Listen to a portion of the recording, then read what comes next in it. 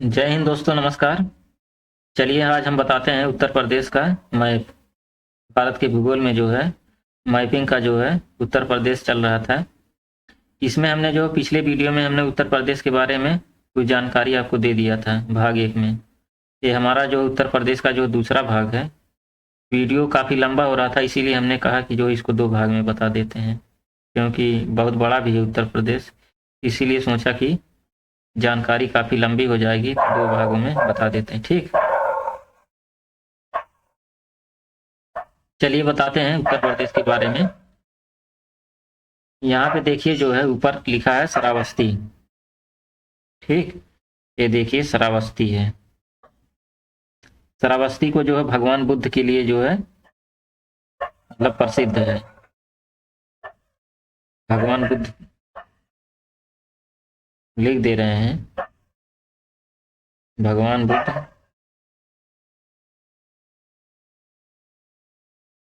के लिए प्रसिद्ध है, जाना जाता है। इसलिए सर्वाधिक उपदेश जो है यहीं पर दिए थे, श्रावस्ती में है सब सर्वाधिक उपदेश। सर्वाधिक उपदेश श्रावस्ती में दिए थे भगवान बुद्ध, और वर्षा काल का ज्यादा मतलब समय यहीं पे बिताए थे। ठीक, वर्षा काल का ज्यादा समय जो है श्रावस्ती में ही बिताए थे भगवान बुद्ध। चलिए श्रावस्ती हो गया। उसके बाद चलिए एक जगह और बताते हैं, प्रयागराज। प्रयागराज देखिए यहाँ नीचे है। इसका प्राचीन मतलब पहले इलाहाबाद, इलाहाबाद के नाम से जानते थे लोग, लेकिन अब इसका नाम जो है बदल के वर्तमान में प्रयागराज कर दिया गया है। ठीक, यह एक समय ऐसा था जो है प्रयागराज आईएएस की फैक्ट्री कहा जाता था। एक समय पहले जो है इसको आईएएस की फैक्ट्री के नाम से जानते थे, समझिए प्रयागराज को। ये इसके बारे में जानते हैं इलाहाबाद के। इलाहाबाद के मूल संस्थापक जान रहे हैं कौन थे? अकबर थे, अकबर। इलाहाबाद के मूल संस्थापक अकबर थे।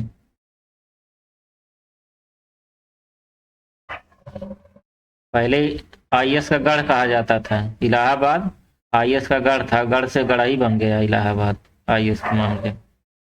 ठीक, चलिए इसका जो है मूल संस्थापक अकबर था।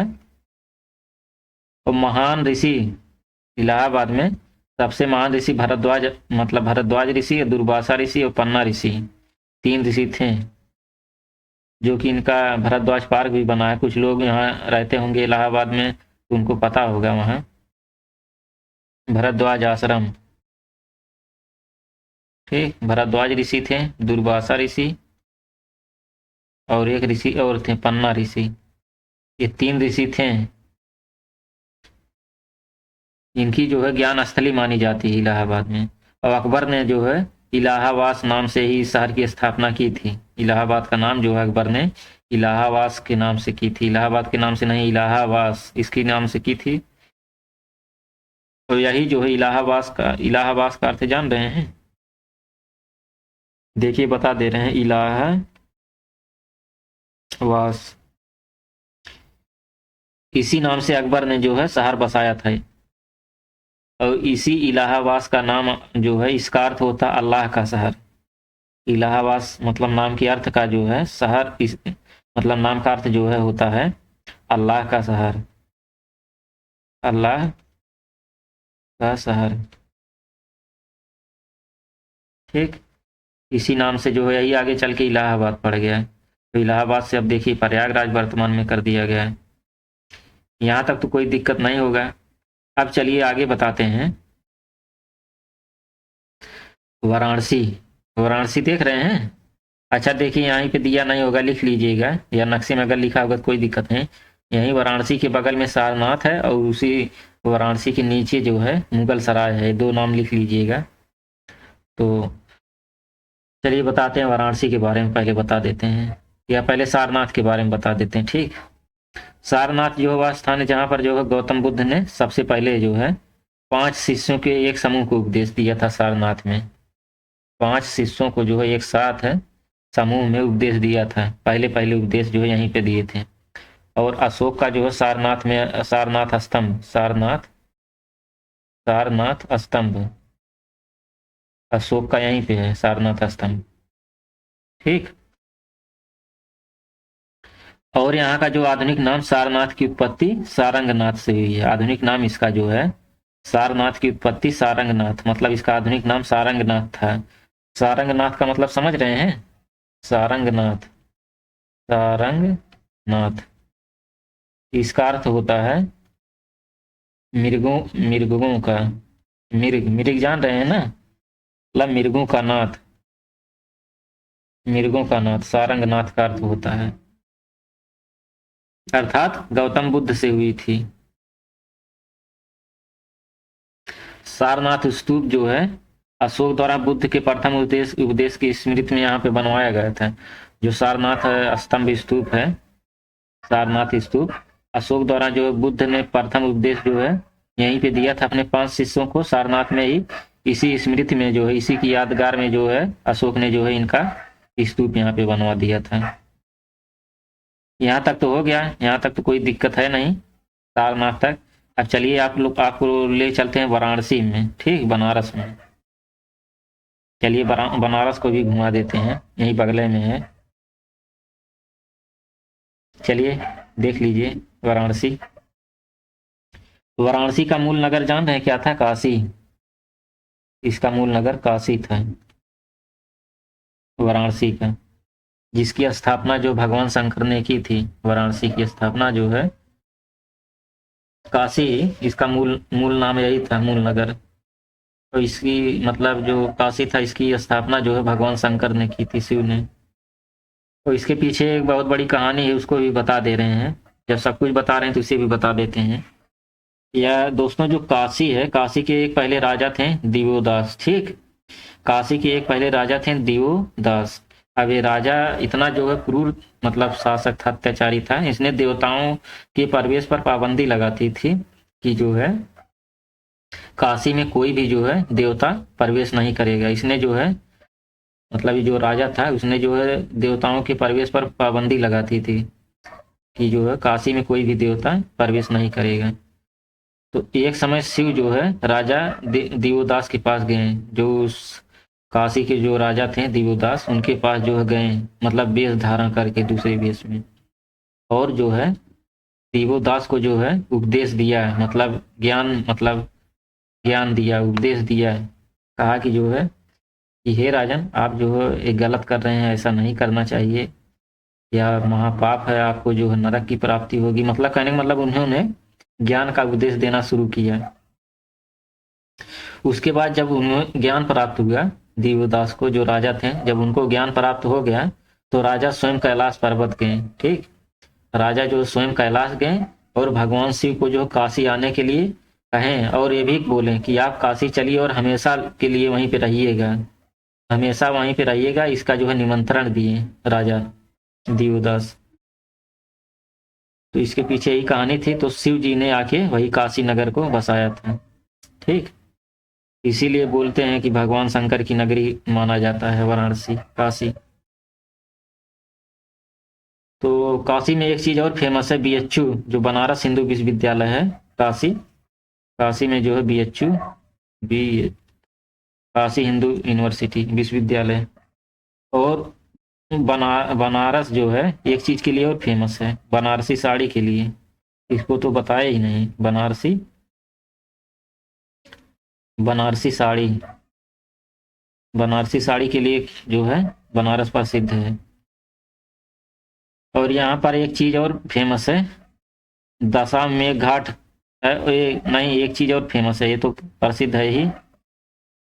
यहाँ पे जो मणिकर्णिका घाट है, मणिकर्णिका घाट, मणिकर्णिका घाट, यहाँ पे आप देखेंगे 24 घंटा, मतलब 24 आवर, 24 घंटा जो है यहाँ पे मतलब लाशें मतलब जलती रहती। इतना बड़ा घाट है मणिकर्णिका घाट, मतलब लाशें हमेशा 4-6, मतलब 10-10 लाश जो है एक कतार में जो है जलती रहती हैं। बहुत बड़ा घाट माना जाता है मणिकर्णिका घाट बनारस का। और एक घाट और भी प्रसिद्ध है, दशाश्वमेध घाट, ये भी प्रसिद्ध है।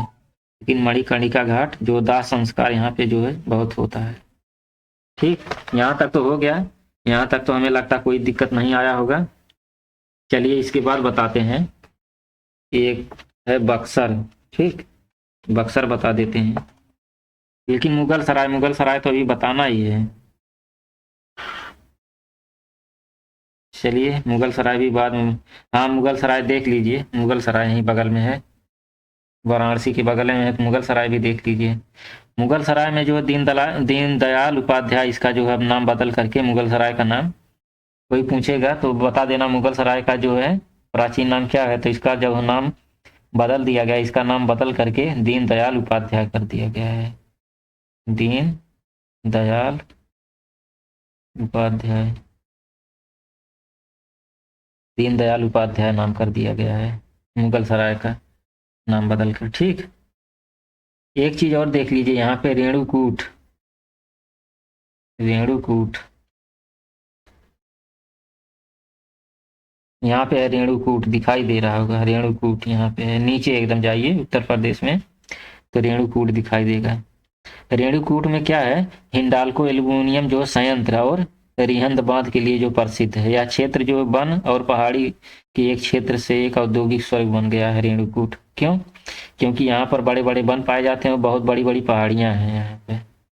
ठीक, विंध्याचल पहाड़ी जो है यहीं पे है, इधर है, विंध्याचल वाला बेल्ट है सब है। तो यहाँ पर जो है बहुत बड़े बड़े वन क्षेत्र हैं और पहाड़ियाँ हैं, और यहाँ पर जो एल्युमिनियम कारखाना है हिंडाल्को एल्युमिनियम, इसीलिए इसे औद्योगिक स्वर्ग भी माना जाता है कि रेणुकूट जो है औद्योगिक स्वर्ग बन गया है। चलिए यहाँ तक तो हो गया, यहाँ तक तो कोई दिक्कत है नहीं। चलिए इसके बाद जो है बताते हैं बक्सर। बक्सर, बक्सर की लड़ाई आप लोग सुने होंगे। चलिए बक्सर बताते हैं, ये बक्सर हेरना पड़ेगा कहाँ पे है।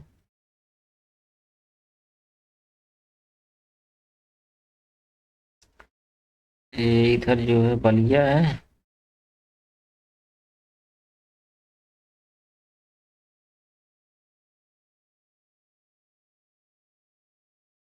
बक्सर,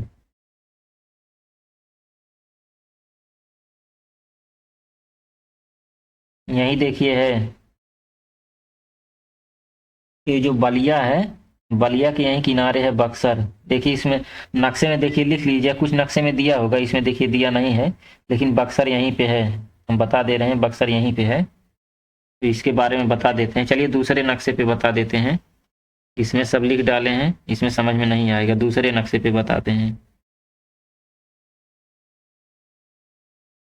चलिए दोस्तों बताते हैं बक्सर, ये जो बलिया है ना, यही बलिया के नीचे जो है बक्सर। रुकिए बता दे रहे हैं, लिख भी दे रहे हैं।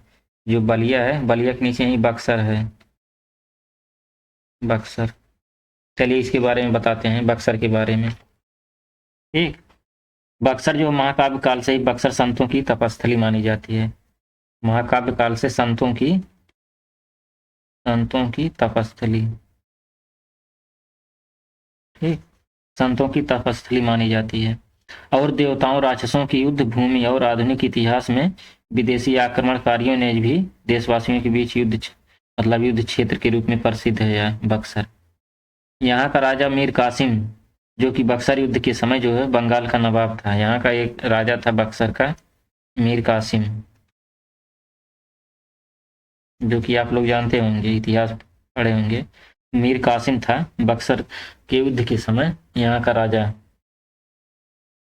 और यह बक्सर का जो युद्ध हुआ था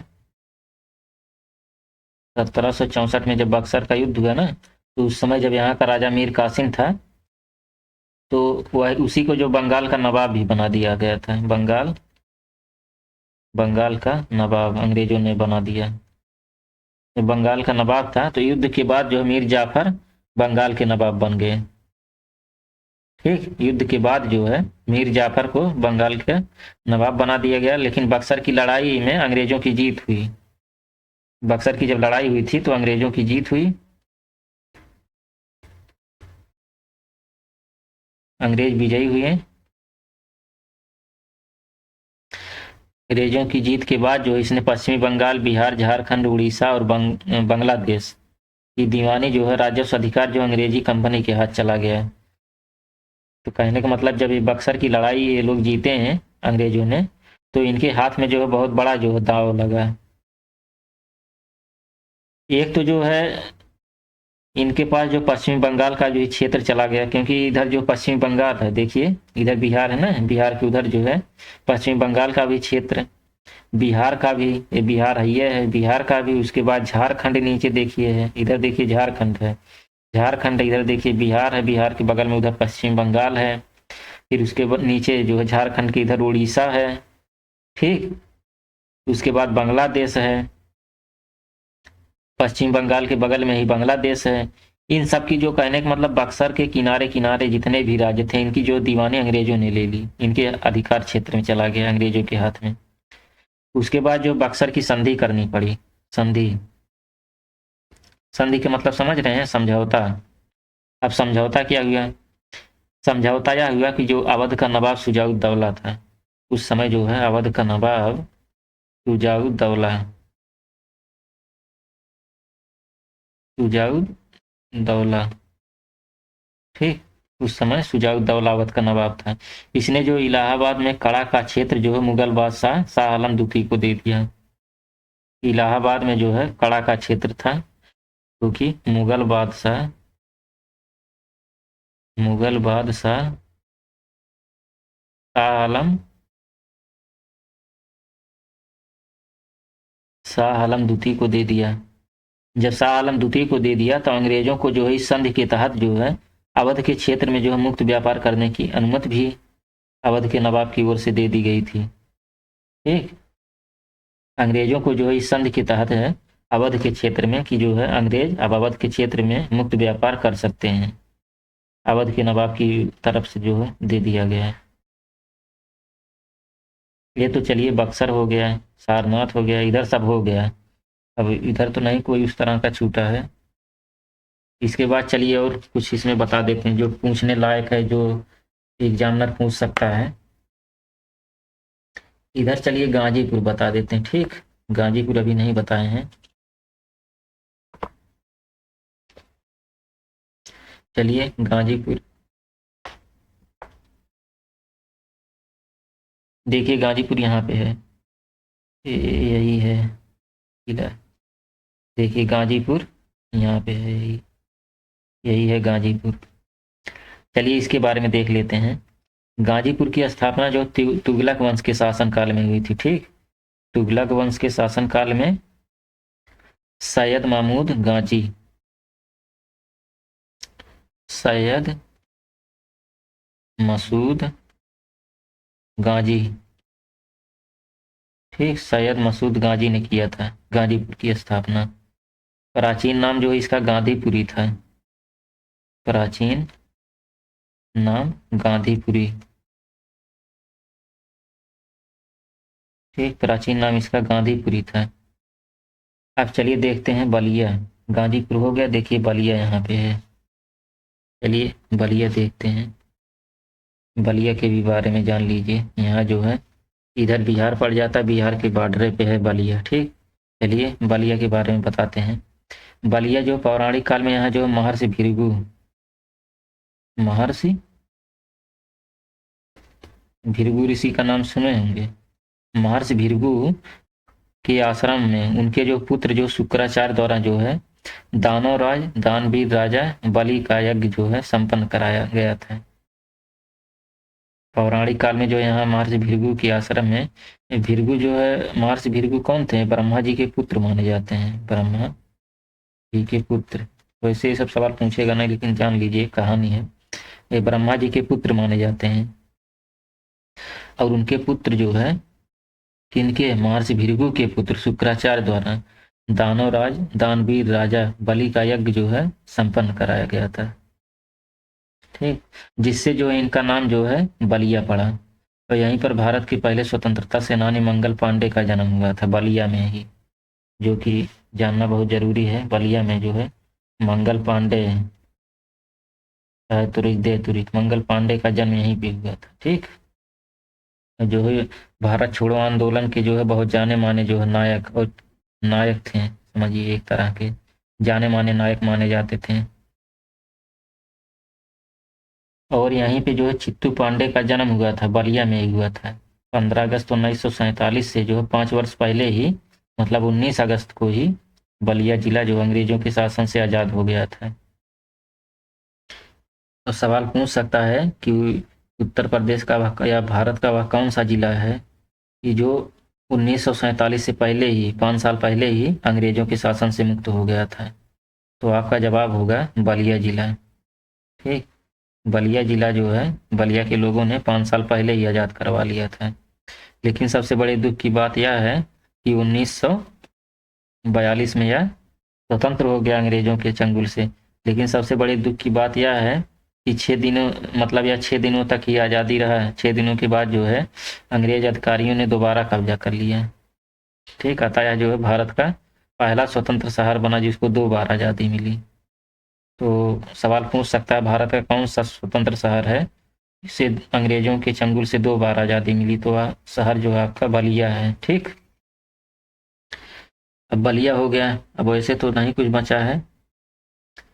गाजीपुर में थोड़ा और देख लीजिए, ये जो गाजीपुर था, यहाँ गाजीपुर, गाजीपुर में जो है लॉर्ड कर्जन का जो है मकबरा है। ठीक, एशिया का सबसे बड़ा गांव गाजीपुर का जो है मगहर गांव है, एशिया का सबसे बड़ा गांव माना जाता है मगहर गांव। और गाजीपुर में जो लॉर्ड कर्जन का, जान ही रहे हैं, बता दिए।